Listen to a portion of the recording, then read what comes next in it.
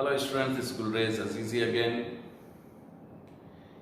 In this session, I'm going to read the further paragraphs of the English book Hornbill in the same chapter, chapter number 1, The Portrait of a Lady.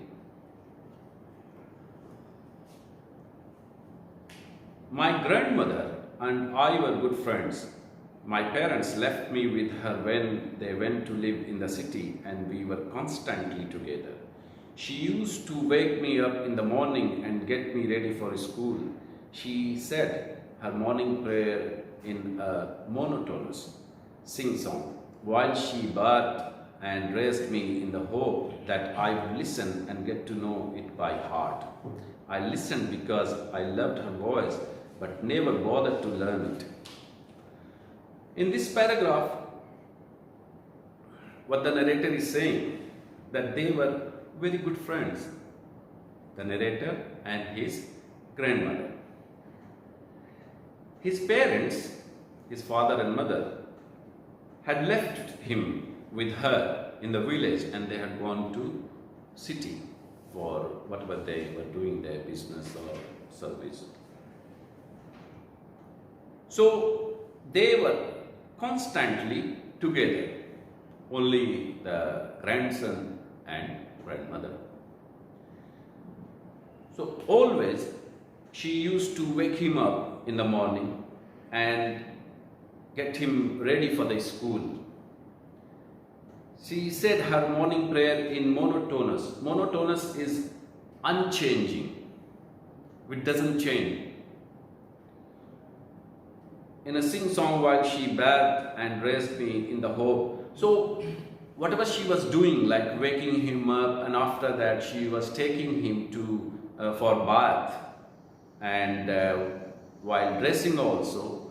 So she always sang prayers.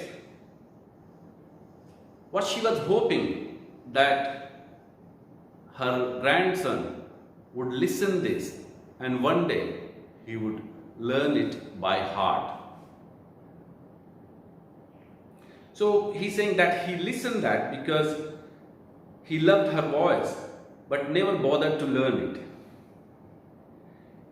Then she would fetch my wooden slate which she had already washed and plastered with yellow chalk. Okay, this is the thing I would like to just stress on this word. The slate and plastering with yellow chalk, because you are in 2020, you may not have seen this or may not have heard. In old days, nearly 25 or 30 years ago, in villages especially, in school, what the students used to write on the slate, it was made of wood, and then you had to plaster it with chalk, clean it properly and then dry it. Then you could write it with an ink pen. That the pen was also made of wood, and so what you had to do is to put that pen into earthen pot. Earthen pot is a pot where you used to keep ink. So you have to put the pen in the earthen pot and then write on the slate. So this is what she used to do for him. A tiny earthen ink pot and a red pen, tie them all in bundle and hand it to me. So every day she did like this. She woke him up, bathed him, dressed him up, took him to school, and she also prepared the slate and ink pot and pen for him. After a breakfast of a thick stale chapati with a little butter and sugar spread on it, we went to school. So what was the breakfast? The breakfast was stale chapati. Stale is not fresh. If something is made like yesterday, a day before yesterday, so that's called stale. So she used to give him chapati, the roti, stale, which was not fresh, with little butter and sugar spread on it. And then they went to school. She carried several stale chapatis with her for the village dog. So she always carried some more stale chapatis with her to feed the street dogs. My grandmother always went to school with me because the school was attached to the temple. The priest taught us the alphabet and the morning prayer, while the children sat in rows on either side of the veranda singing the alphabet or the prayer in a chorus. My grandmother sat inside reading the scriptures. So she always went to the school which was attached to the temple. So she used to go to temple, and because it was attached with the school. So the priest, what he used to do, he used to teach the students, the children, alphabet and prayer also. So the students had to sit in 2 rows in the veranda, and they had to sing, they had to say the prayer in chorus.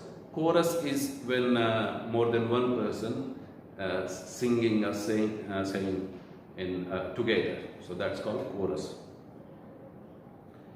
And the scriptures, I told you, holy book, holy a sacred book, or a script. When we had both finished, we would walk back together. This time the village dogs would meet us at the temple door. And when they finished, the grandmother finished her reading scriptures, and the narrator finished his school. So they walked back to home together. And this time, the street dogs would meet them at the door of temple. They followed us to our home, growling and fighting with each other for the chapatis we threw to them. Growling is like when they fight. When the dog fights, they make noise, some different noises. So that's growling. So these dogs, they followed them to their home, growling and fighting with each other for the chapatis we threw to them. When my parents were comfortably settled in the city, they sent for us. That was a turning point in our friendship. Although we shared the same room, my grandmother no longer came to school with me.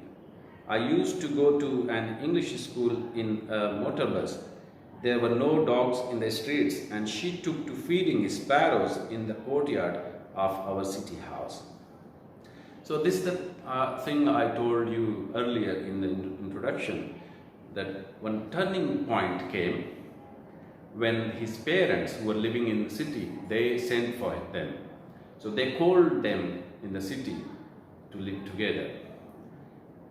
Although, he's saying that although they stayed together in one room, but she never went to his school because he had to go by school bus, by school van to an English school in the city.